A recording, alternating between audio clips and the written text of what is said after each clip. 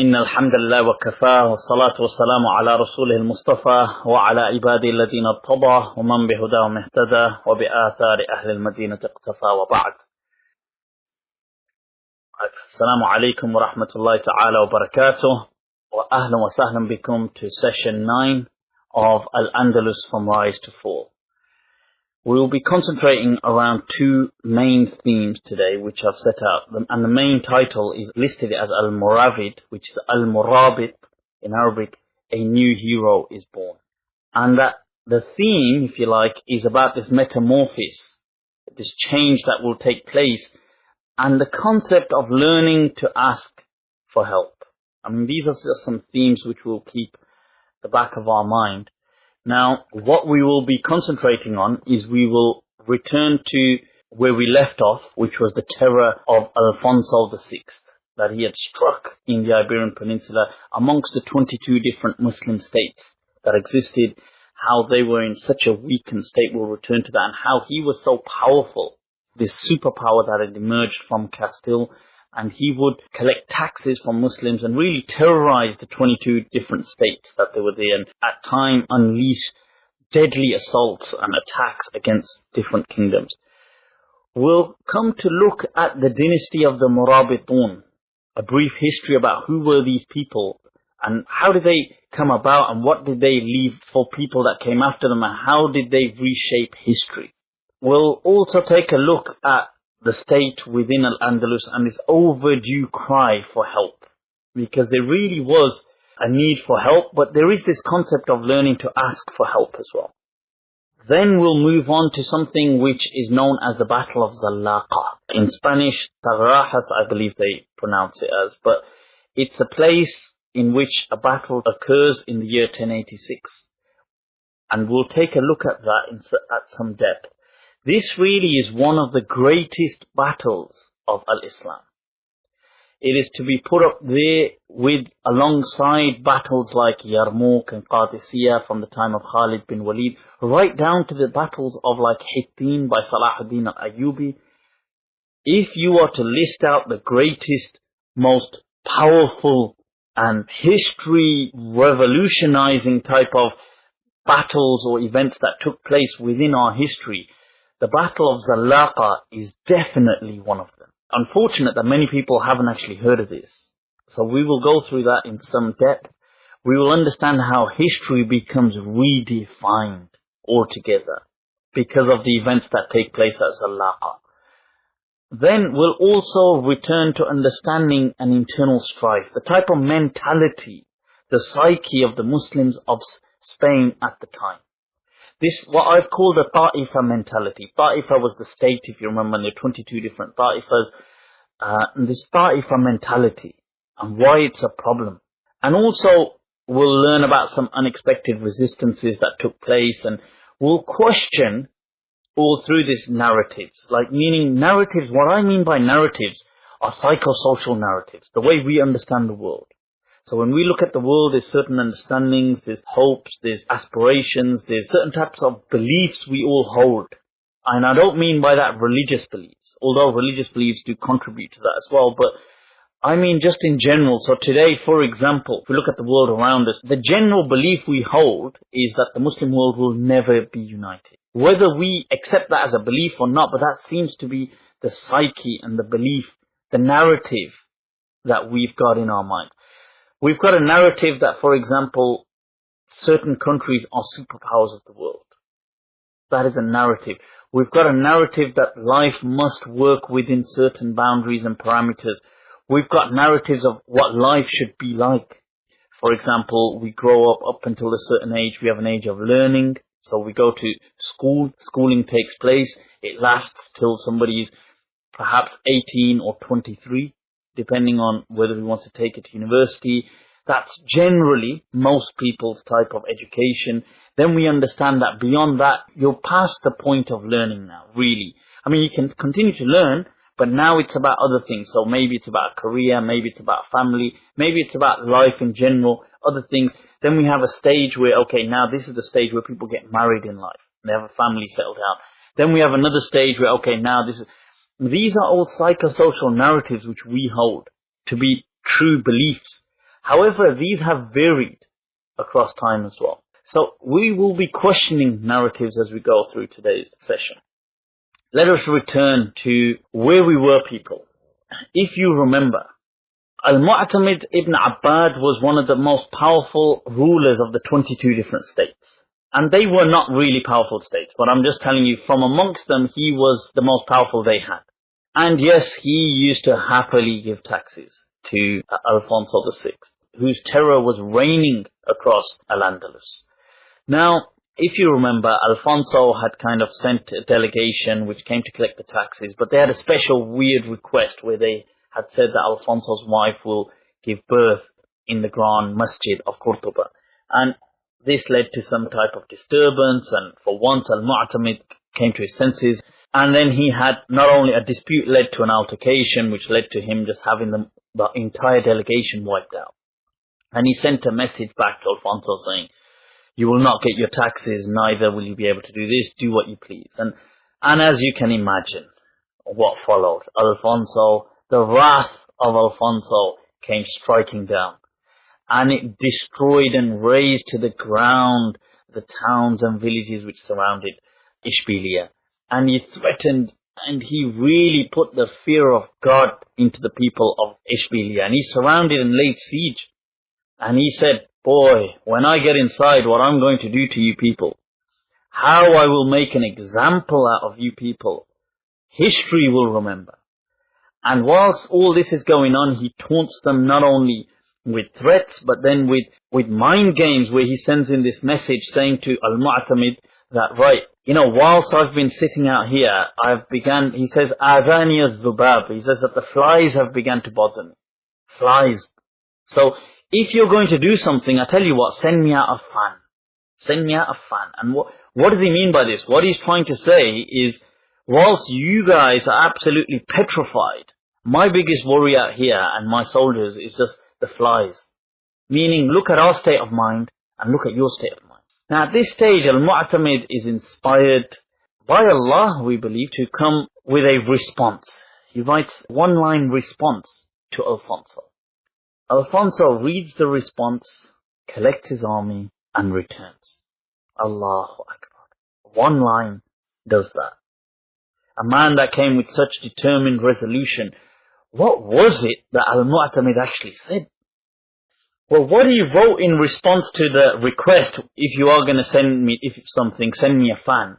He wrote at the back that, "Wallahi la tarji'anna bi jayshik."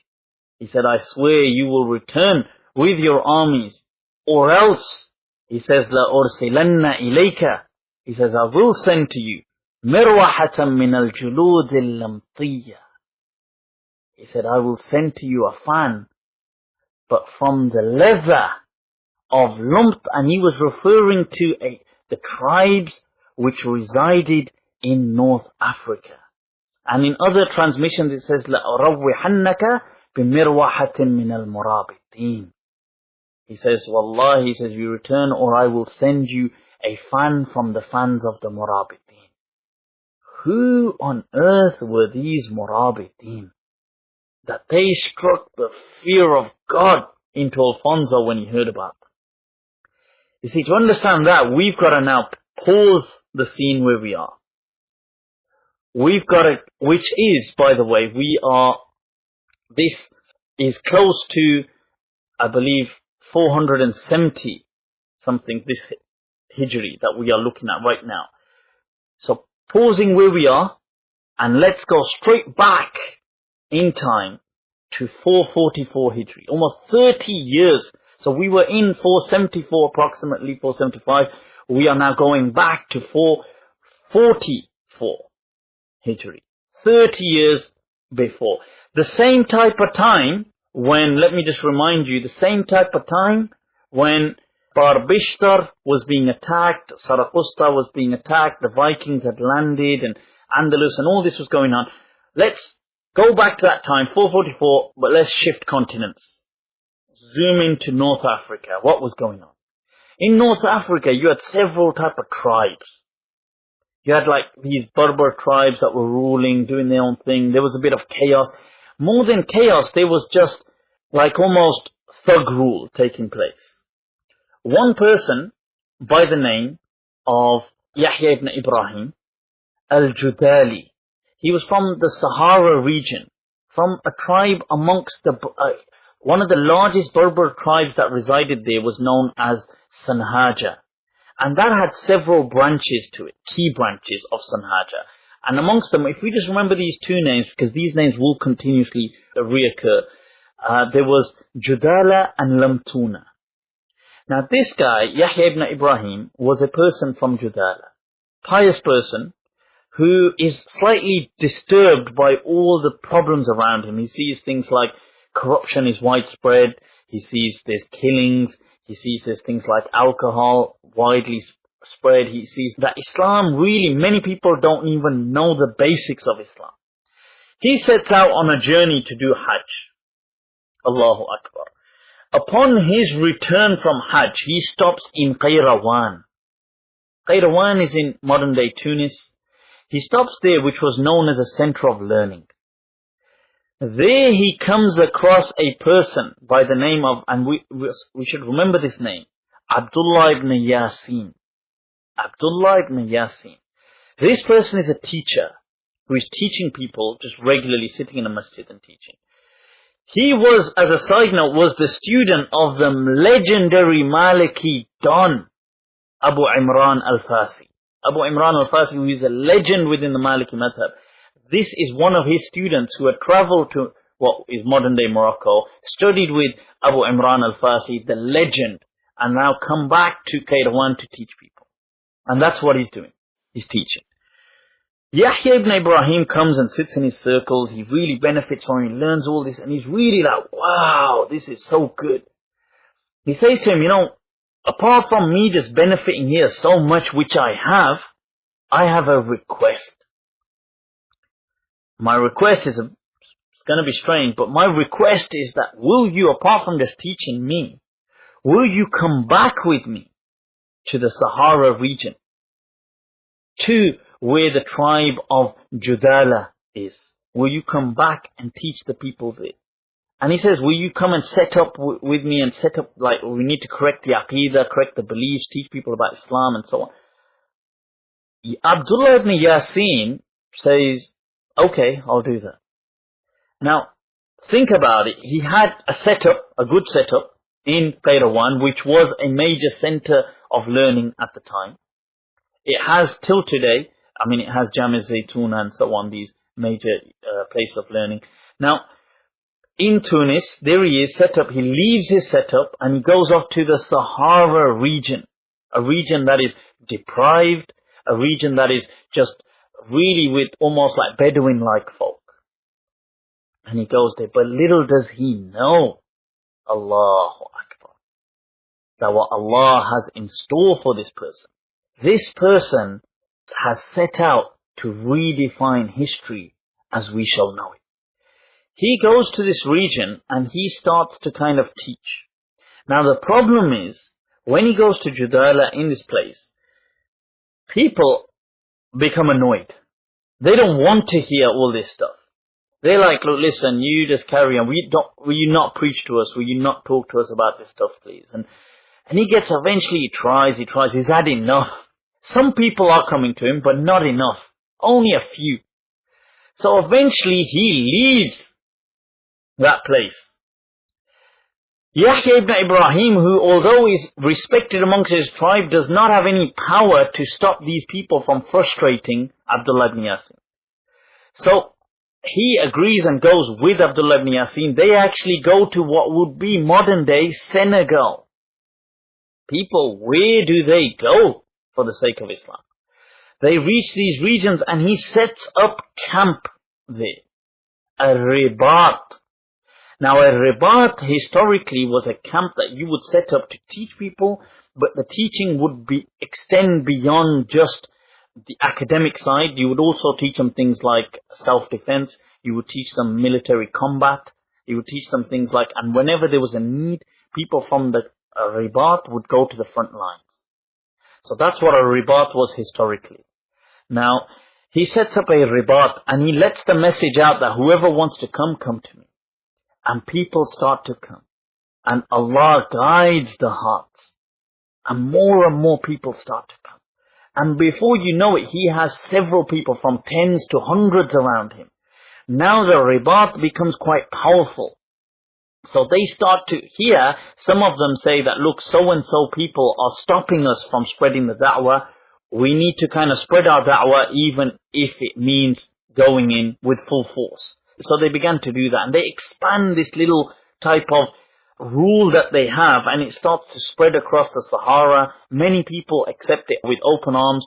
Other people resist, and they are brought to submission by Abdullah ibn Yasin and these people that are with him. Now, many of the people that begin to support him at this stage are from the other tribe of Sanhaja, Lamtuna. The reason I'm just mentioning this is because this name recurs throughout history repetitively. So it's worth knowing. So this Lamtuna tribe. Now, they are dealing with problems and so on and so forth, and they're dealing with this little tribe and that little tribe. Now, whilst this is happening, they have expanded significantly, but I don't mean on a major scale. But they have expanded. Like, they weren't, what they began with was like 20 people, 30 people. Now they are like a whole little region that is being ruled by this type of Islamic rule set out by what they become known as either the Lamtuniyin, sometimes because of so many of the Lamtunis with them, or the Murābiṭīn, because they set up these camps where they go. Now, whilst this is happening, there seems to be an outbreak, a problem which occurs in the sub-Sahara region. The leader at the time of the Murābiṭīn, his name is Abu Bakr. Okay, Abu Bakr al-Lamtuni. He says that, okay, I'm going to go south and sort out this problem. There seems to be some problem, and I might be gone a while. I might be even gone for years. So he puts his cousin in charge, whose name is Yusuf ibn Tashfin. People remember this name. This man is a legend. Yusuf ibn Tashfin. Yusuf ibn Tashfin was a Berber. He was somebody that was actually illiterate, but he had a huge love and respect for the ulama. And he would love knowledge. And he was somebody that was extremely strategic. He now is set in charge. He begins to expand this da'wah. They go from village to town to city, and they expand, and they begin to face trouble. They begin to face challenges.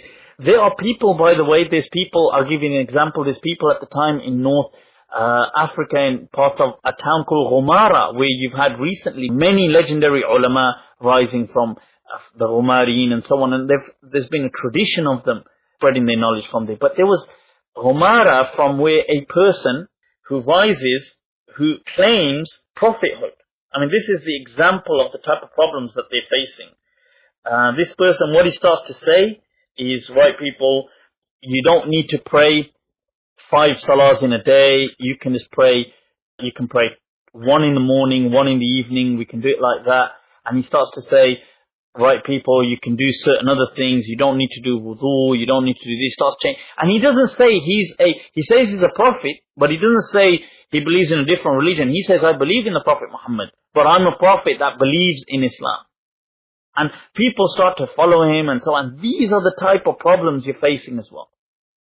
Now, Yusuf ibn Tashfin, he manages to go in, he stabilizes. You have other people claiming prophethood. He stabilizes that region, he sets up, to the extent that he now has expanded his kingdom. They go further south, up to 15 different states. And I mean places like Ghana, Mali, all these regions enter the state of Islam. He decides, at this time, they're based in a place which is known as Armat, which is, in our day and age, it falls within Marrakesh. Now, he feels that I want to set up a new capital. He builds the city of Marrakesh from scratch. Marrakesh is built, actually, by Yusuf ibn Tashfin, who is buried there today.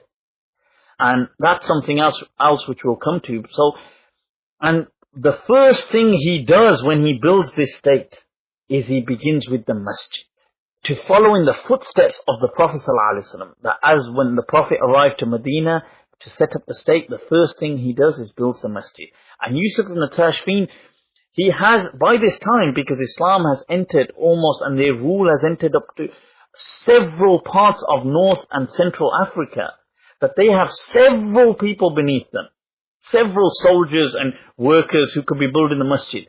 But he himself sets off, he gets down, he is working, he's building the bricks, he's picking them, he's kind of setting out the walls for the masjid. He is joining in with the hard work. This is the example of this legend.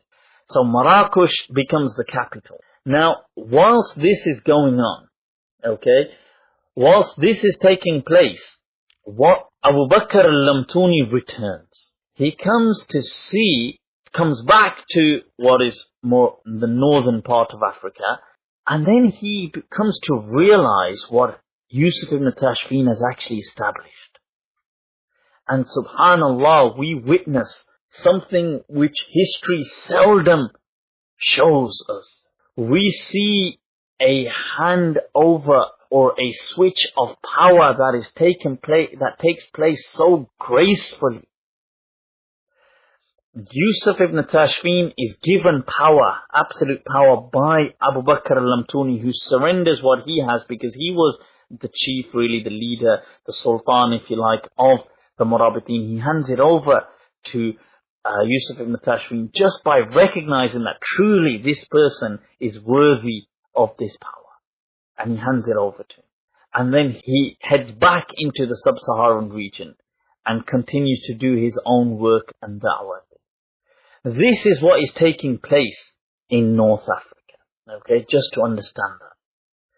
Now, with that in mind, let's pause and let's go back to where we were. Let's fast forward slightly. We are now back in Ishbiliya. This is what Mu'tamid threatens Alfonso with. Now, Alfonso knows that, look, yes, these people are different. Yes, they have their different ethnicities, they have their different traditions and so on, yet they are all Muslim. And he knows that the dynasty of the Murābiṭūn in North and Central Africa is a reasonably powerful one. Does he really want to meddle with them? Does he want to stir up any trouble? And that's why he assembles his army, he gathers his army, collects them and heads back north. Now, after this takes place, after he kind of goes north, what you start to see is that the Muslims, they breathe a breath of relief. They manage to feel some security and safety. They do continue with their lives with an element of certainty. However, do not think that things have kind of come to an end. What happens is Alfonso begins to resume his attacks. And here people start to get frightened and intimidated again. So what they do is they set up and organize the first summit of Al-Andalus, where they call the 22 different states together. So we have the first summit taking place in Al-Andalus.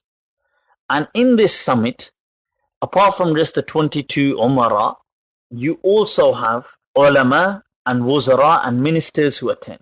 And it's a very fancy summit that takes place.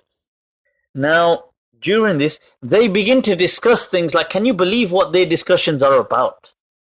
Their discussions are actually about, right, Alfonso is out of order. He continues to attack the north because Alfonso has begun to kind of attack places like Zaragoza at the time, Zaragoza. He started to attack a few of the places, take them over. They're saying, do you know, this is well out of order. We cannot accept this. So they're trying to come up with solutions. What should we do? And some of them are saying, right, let's complain to France. That since France is an ally, that maybe they can keep him in check. And some people are saying, right, let's complain to the Pope. Because these are issues and matters of Christendom. So therefore, Christendom should keep him in check. And other people are saying, yeah, he really is out of order in what he's doing, and maybe we can come to some agreement with him. Maybe we can do this, maybe we can do that. That is the type of matters that are being discussed. Now, whilst all of this is taking place, you see that Al-Mu'tamid ibn Abbad, he kind of rises and he says, look, listen, what about if we were to actually call in the Murābiṭīn? And people are like, have you gone mad? Have you actually gone mad? They say, have you lost the plot? Call in the Murābiṭīn. They say that, do you know when they come, all they will do is just take over. They will simply just take over and we will now just be subjects to the Murābiṭīn. Is that what you want? These North African tribes to come in here and just rule us. So this actually becomes the state of affairs that we are facing from that historical period. This Ta'ifa mentality that we cannot kind of, oh no, we don't want to be ruled. And what they don't realize is that they are currently being ruled. This rule and these kingdoms that they have are just illusory.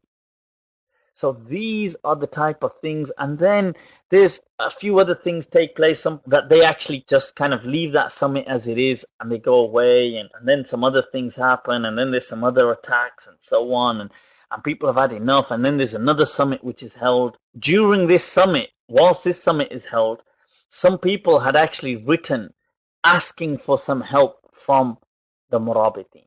Now in this second summit that is actually held, people discuss this again, that should we call the Murābiṭīn over? That Alfonso really seems to be descending further south. He doesn't seem to be reining in his attacks, his assaults, and his campaign. We need to kind of do something. Here, some of the people say they actually try to attack Al-Mu'tamid and say that, look, I don't mean physically, but verbally attack him and say, look, listen, you need to pull yourself together. There's no way we're letting the Murābiṭīn come into here. However, he gains the support immediately since his first mention of this from, if you recall, the ruler of Batlayus was Al-Mutawakkil ibn Aftas, who was the most sound ruler really in the Iberian Peninsula. He was the only person who was not paying any taxes to Alfonso. He was immediately with Al-Mu'tamid, there was a ruler of Granada as well, by the name of Abdullah ibn Barqin or Balqin, some people say. Now, he was also the ruler of Granada. He also agreed with Al-Mu'tamid. And Mu'tamid then rises when enough is enough. He rises and he addresses the people and he says to them that his words are written in history. He says, La uhib, he says, wala arda, he says, I will never accept and I do not want an ul'an ala manabir al-muslimi, that on the mimbars of the Muslims throughout, not just in his time, throughout the globe, throughout history, I will not accept that I shall be cursed upon these mimbars. And he said, and as to becoming enslaved, this fear that you have, that becoming enslaved by the Murābiṭ, he says, لِأَنْ أَرْعَى جِمَالٍ, he says that I should be watching over the camels of these people في صحراء المغرب. He says, أَحَبُّ إِلَيَّ مِنْ أَنْ أَرْعَى خَنَازِيرَ الْفَنْصَوْ النَّصْرَانِ. He says, it is much more beloved to me that I should be watching over the camels of these North African tribes than having to cater and take care and watch over the pigs of the Christian Alfonso. And these words of his kind of do strike into the hearts of some of the people, although many still opposed. But now with this alliance, since Alfonso was kind of still striking down with his terror, and the most powerful of the Ta'ifas were really people like Bani Abbad, Mu'tamid, and also Batlayus, which had Al-Mutawakkil ibn Aftas, who was one of the few people that still had some type of respect and courage and honor amongst all the Ta'ifas. And Granada was a reasonably large type of territory. Now, since these three had a kind of agreed, they send their message to Yusuf ibn Tashfin to come over. Now, originally, Yusuf ibn Tashfin hears and he welcomes the request. Because people, if you see that he is currently dealing with North Africa and Central Africa, most of which is already Muslim. They say in Central Africa, put together, he had up to 500,000 soldiers. And in North Africa, 100,000 allocated in different places. Now, Alfonso and the Christian front in Europe is a whole different enemy for him at the time. And this is something that really he sees as a golden opportunity. So he responds positively. Now he asks the ruler of Sabta to kind of allow them their ships in order to go across. And the ruler actually says, no, believe it or not, ya salam. This is what you are faced with. This is what's going on. This is the type of mentality. And then many of the ulama actually give him the fatwa that he needs to bring that type of small rulership of Sabta under submission, and he needs to take those things by force. But what they are met with are further difficulties, that many of the southern type of Andalusi regions were refusing to accept him. So then they have back and forth some negotiations, and this delays the whole process. And what are we looking at? People do not know how to ask for help. There is an element of learned helplessness. And seriously, this is a state of mind. Now, you see, even in psychology, we learn about, there have been several studies which have been undertaken where people have, for example, had certain lab rats, and what they've done is they've put them within certain containers, if you like, of water, and what their task is to reach the other side. Now, what happens is every time they try to reach the other side, they are inhibited, and they get some type of shock or something kind of, there's some type of or prohibiting element which does not allow them to kind of reach the surface. So upon constant conditioning like this, what would happen is when they would then put the rats into the water, they would not swim, they would just sink. Because it was a learned state of helplessness. And this is what happens. And this is why Allah teaches us that first of all, to seek help from Allah. فَاسْتَعِينُوا بِالصَّبْرِ وَالصَّلَاةِ. And to make dua, and then from people.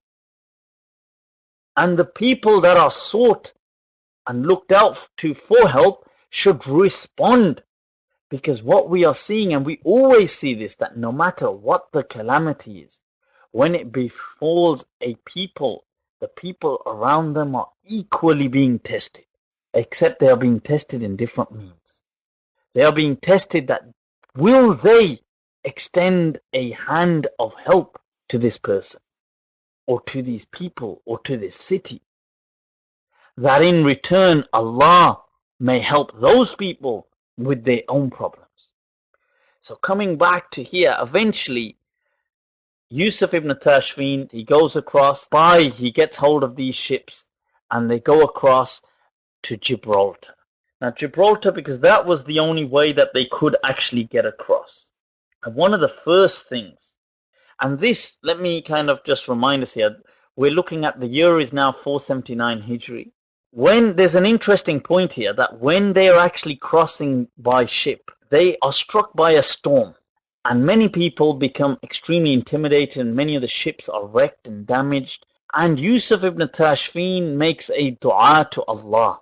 He asks Allah that, Ya Allah, if you know in my going across and getting there is khair, then make it easy for us. Calm these waves. Take us there. But if you know that in our going there is shar, there is harm for our deen, for our dunya, then stop us from getting there. And they see that the storms begin to calm down slightly, and the ships make it across safely, whatever is remaining.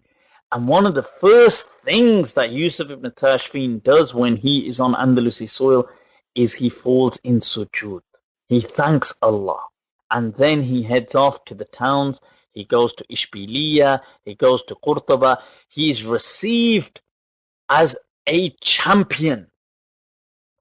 Do you know how many people he brings across? He has up to 500,000 soldiers stationed in different places and maintaining the peace and stability of Central Africa and parts of North Africa. And he has almost another 100,000, that's like 600,000 deployed in different regions in order to maintain stability and well-being of the dynasty. But do you know how many he brings with him? He brings 7,000 only.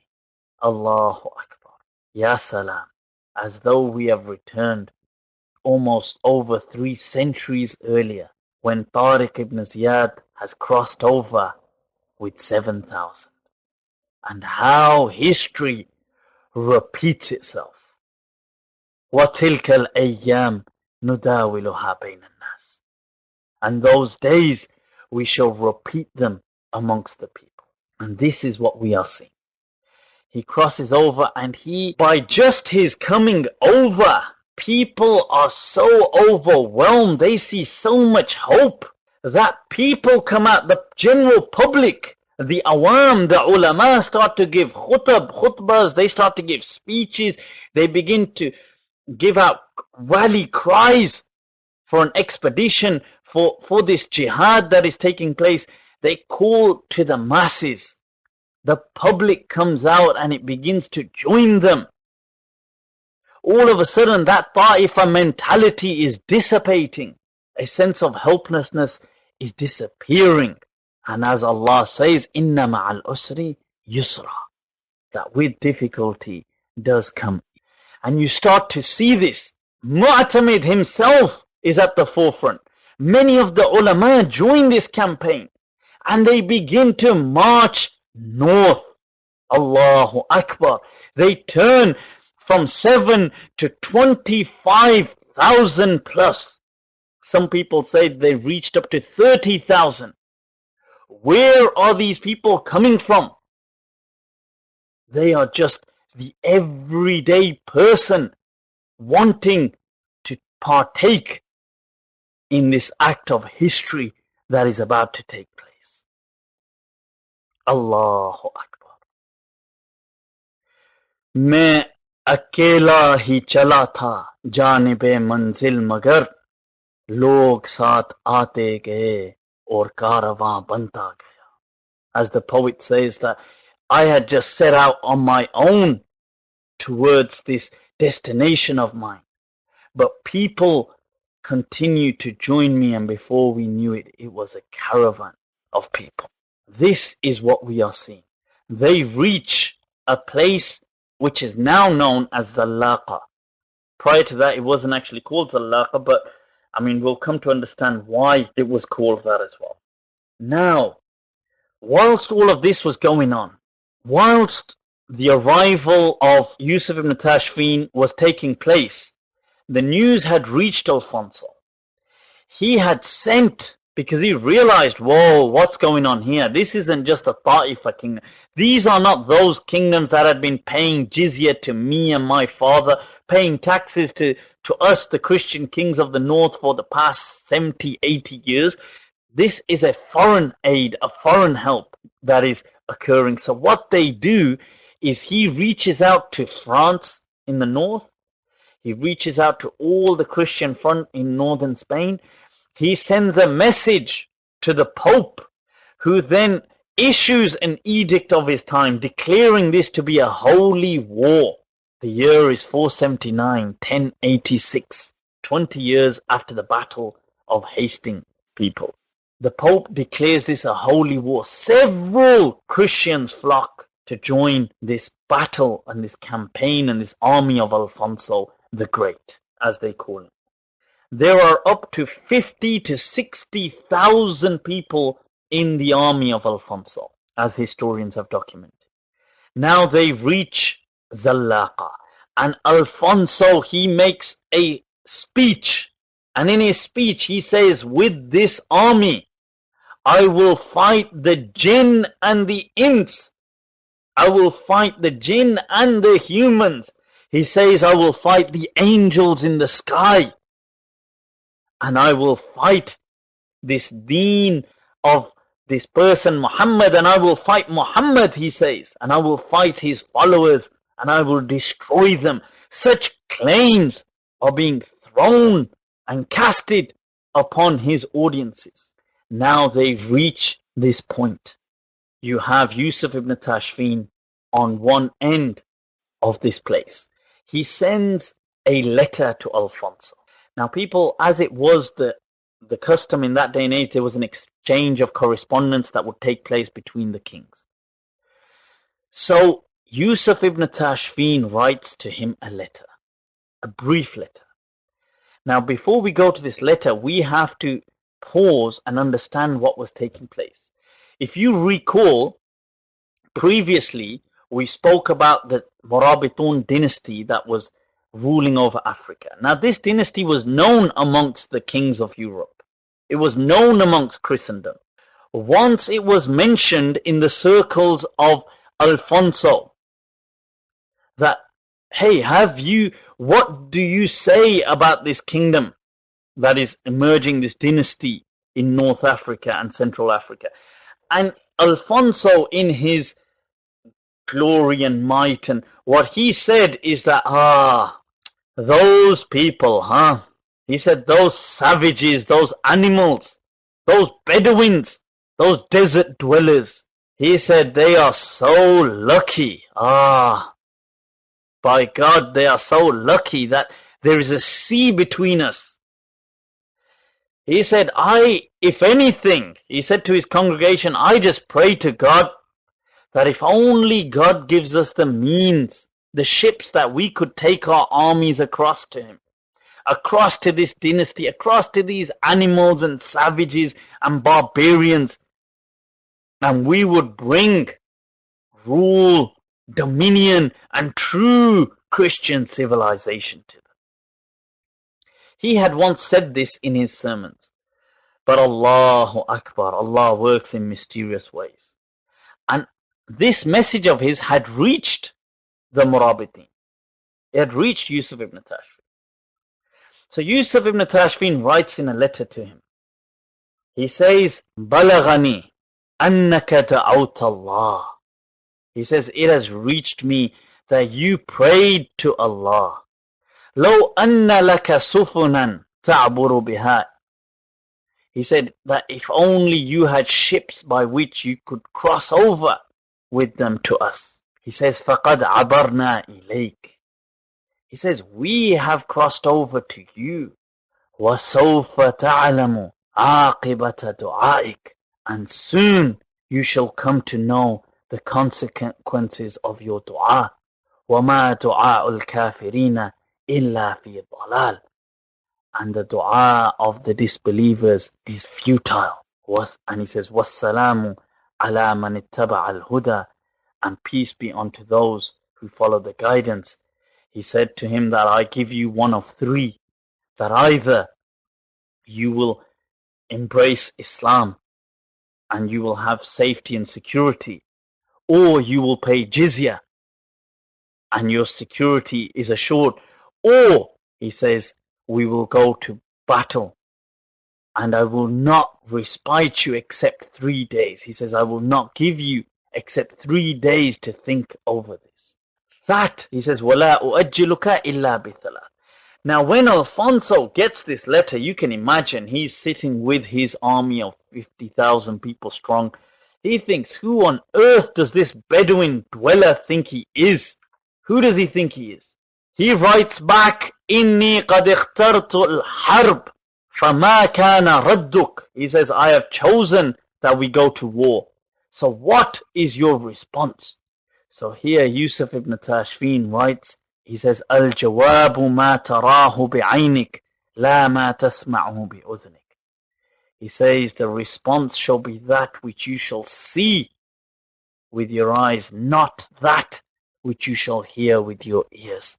Allahu Akbar. Here, it is interesting that Alfonso does think, he thinks, right, okay, in order to get the upper hand, he writes a message to Yusuf ibn Tashfin. He says, look, listen, we are going to go to war, but let's do this gracefully. The day was Thursday. He says, look, listen, tomorrow is Friday, and Friday is the Eid of the Muslims. And I have no problem really with Muslims, and I am respectful of all religions. Therefore, I will not go to war tomorrow because it is the Eid of the Muslims.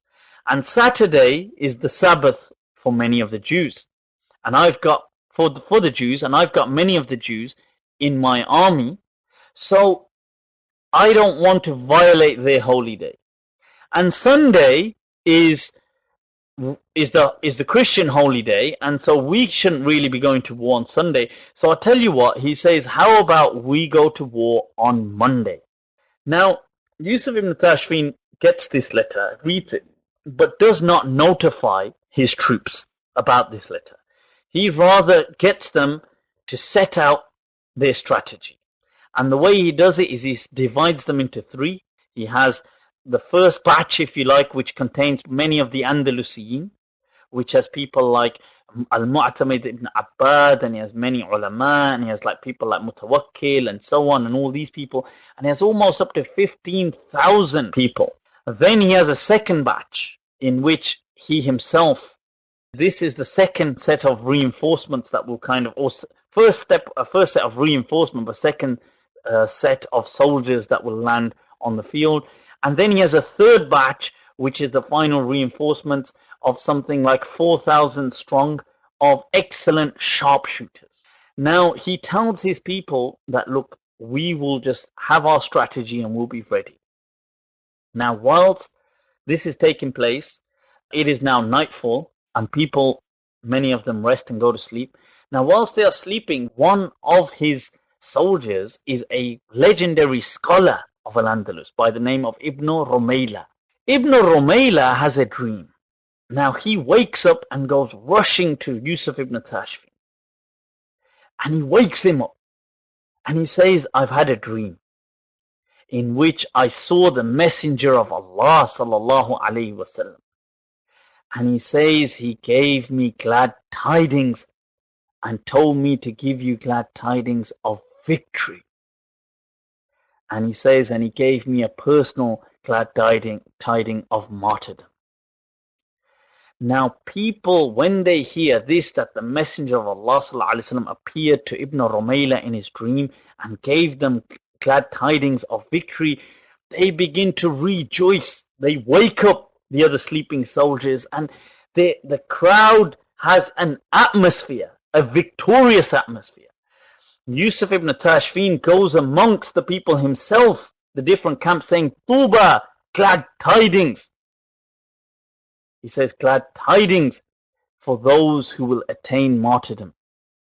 He says, and those who will not will have the reward of the akhirah and the ghanima, the spoils of war. And then he goes about the different regiments and camps saying to people, read Suratul Anfal. Read this, read Suratul Anfal, really emphasizing that they should recite and read Suratul Anfal. Now, whilst this is happening, it is now Subah time, so they pray Fajr. And just after Fajr, what do you know? Allahu Akbar. Alfonso attacks. So much for his let's wait till Monday. He attacks, but little does he know that the people he has come to have taken God. They are not those who have lowered their God. These are people who live upon caution. So he finds that Yusuf ibn Tashfin's army was standing strong. The war begins after Subah. Now the first batch of almost 15,000 soldiers from Yusuf ibn Tashfin's side land on the battlefield. It is intense. The second and third batch just wait. Just wait. They make dua and that's all they do. Whilst the first batch are fighting, they say they fight with such valor and courage. They say that Mu'tamid himself had to replace 3 different horses that were killed during the battle, that he was completely drenched in blood. They say he was unrecognizable. Now, whilst this is going on, and there is so much valor and courage and determination that is being displayed, it is now people are getting tired. It now reaches Asr time. And during Asr time, that's when Yusuf ibn Tashfin lands with his second batch of what are 7,000 approximate soldiers. And he splits them up. He tells half of them to go around and come from behind and to burn the camps of Alfonso's armies from behind so that it may cause distress and confusion. And that's what they do. So the army now is seeing that, wait a minute, a fresh batch of soldiers has descended, but also we seem to be getting attacked from behind. And this takes place and it lasts for over an hour. This confusion and this fresh strength. Allahu Akbar. And then when it's almost Maghrib time, Yusuf ibn Tashfin instructs his batch of sharpshooters and assassins almost, these mercenaries who were 4,000, they say, tribesmen from the Saharan desert, people who were experts with spears, and many of them were actually African, and they land on the battlefield. Allahu Akbar. Sarfaroshi ki tamanna ab hamare dil mein. This is that poem. Dekhna hai zor kitna bazue qatil mein. That now the craze has taken its place. That now people want to put the test. They want to put the arm or the strength of the tyrant to its test. And they destroy. They absolutely, they raise to the ground the army of Alfonso. They say from 50 or 60,000 that all that managed to escape were 450. There was so much bloodshed that took place in that battlefield that people were slipping. Horses were slipping. And this is where it got its name Zallaqa, which means the slippery ground. And although many Muslims did meet their fate and met martyrdom on that battlefield, several more multiplied were the losses of Alfonso's army. That only 450 people out of 50,000 survived. And that too was so heavily wounded, even Alfonso lost one of his lower legs, like he lost from knee down, his leg was severed, and he just about escapes, and only 100 of them make it alive to Toledo. The rest die because of wounds and injuries. Such was the success. Now, whilst that is happening, you see, the Muslims, yes, they had also suffered losses. People like great ulama like Qadi al-Masmudi, Ibn Rumayla were martyred in that battlefield. Even Fadl Abu Rafi ibn Hazm, who is the son of Ibn Hazm, the Al-Hafidh ibn Hazm, his son also meets his fate on that battlefield. Then Yusuf ibn Tashfin continues. They go slightly further north. They take back Saraqusta from Alfonso. Whilst this is happening, he hears of some other news of certain disturbances that were taking place in North Africa.